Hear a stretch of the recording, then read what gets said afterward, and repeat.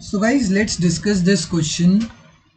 Question is, excess demand refers to a situation when AD is greater than AS or AD is less than AS, corresponding to full employment level.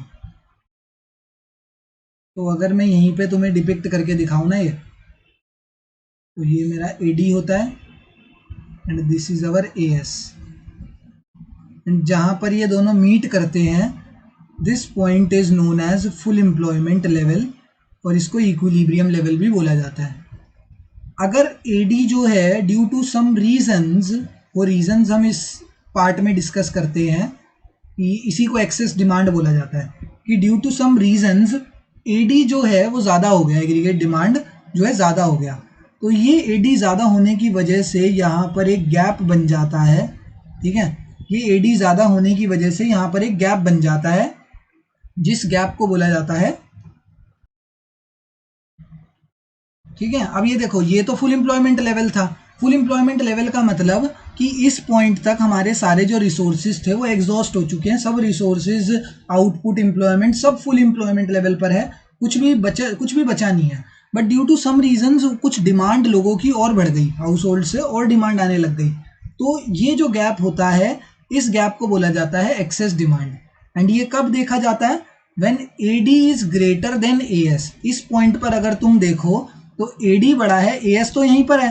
देखो as की value तो अभी तक यहीं पर इसी level पर है, एएस तो ऊपर नहीं गया ना, क्योंकि यहाँ पर फुल एम्प्लॉयमेंट अचीव हो गया. ये तो हम वैसे शो कर रहे हैं, बट एएस यहीं पर है. अगर मैं इस पॉइंट की बात कर रहा हूँ, देखो ये this is my full employment level, and इस फुल एम्प्लॉयमेंट लेवल पर एएस तो यहीं है, बट एडी बढ़कर यहाँ पहुँच गया है, तो एडी की वैल्यू इंक्रीज हो जाती है as compared to aggregate demand becomes greater than aggregate supply corresponding to the full employment level. Option number 1 is the correct answer here. Excess demand होता ही यही है.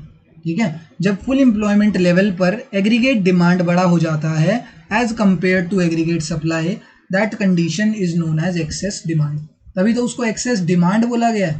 ठीक है ना, एक्सेस डिमांड जो है, एग्रीगेट डिमांड एक्सेस में हो गया है. आगे जाके हम एक और पढ़ेंगे डेफिसिट डिमांड, जिसमें डिमांड जो है वो कम हो जाएगा. जब डिमांड कम हो जाएगा तो एग्रीगेट सप्लाई ज़्यादा हो जाता है एंड एग्रीगेट डिमांड कम हो जाता है, तब ये वाला भी केस देखने को मिलेगा, वो डेफिसिट डिमांड में देखने को मिलता है. ठीक है, तो अभी इसका आंसर है ऑप्शन नंबर 1. Thank you.